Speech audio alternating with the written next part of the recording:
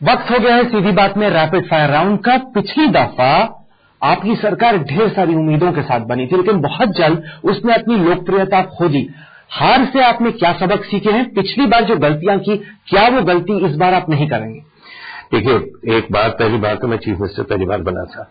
2 साल तो लगे समझने को कि गवर्नमेंट कैसे चलती है। जब हमने डेवलपमेंट शुरू की, it was too short a period. ये 5 साल तो ऐसे निकल जाते हैं। तो वी हैव ऑलरेडी नाउ, हमारे मन में है, हमारे डॉक्यूमेंट्स बन गए हैं।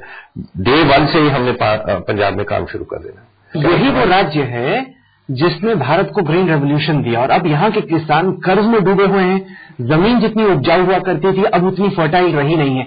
इस बड़े प्रॉब्लम से निपटने के लिए आपके क्या प्लान है? ये it is not a question of, it is a question definitely कि grain after grain after grain after grain हमारी होती रही और हमारी सॉइल्स खराब हो गई।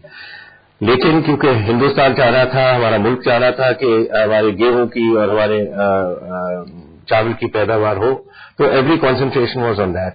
अब चावल की पैदावार पूरे हिंदुस्तान में हो रही है। We have to get Punjab out of this grain after grain rotation and certainly out of paddy and if possible wheat, and we have to give them high value cash crops. जब तक वो नहीं आएंगे, लोगों का इकोनॉमिक सिचुएशन पंजाब में। और जो अर्थशास्त्री हैं वो कहते हैं कि जो नेता हैं वो कांग्रेस के या अकाली के हों, वो चीप पॉपुलिज्म करते हैं। आप बिजली के चार्ज नहीं ठीक से लेते हैं, आप उनको हर कोशिश करते हैं कि वोट आपको मिल जाए, और इसी वजह से किसान फंसे चले जा रहे हैं, क्योंकि कोई उसको मार्केट इकोनॉमिक नहीं। सोशल ऑब्लिगेशंस मीन्स दैट अगर आप अपने फार्मर्स को जितना उनको मिलना चाहिए पैसा अपनी खेती से वो नहीं मिलता, क्योंकि एमएसपी लगी हुई है जो सेंटर कंट्रोल करती है, और you can't give them the maximum food, तो फिर हम we have to compensate that farmer. Fertiliser prices जा रहे हैं, डीजल प्राइसेस जा रहे हैं ऊपर, then we have to find some system जिससे हम कर सकते हैं। Therefore we have to give subsidies, and subsidy on power is one of the things. आपने कोशिश की कि किसानों को एफडीआई इन रिटेल मिल जाए, जिससे उनको जो अपनी फसल के लिए कीमत मिलती है वो बढ़ जाए। आप ही की सरकार ने उस प्रस्ताव को अनाउंस करके फिर कैंसिल कर दिया।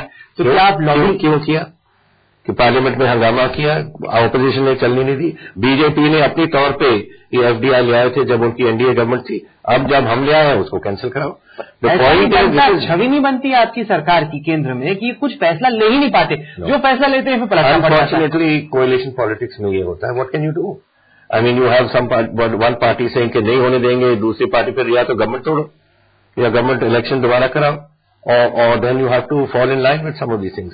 These are unfortunate things of coalition politics. I wish Congress party एक strong party हो जो किसी पे रिलाई ना करना पड़े।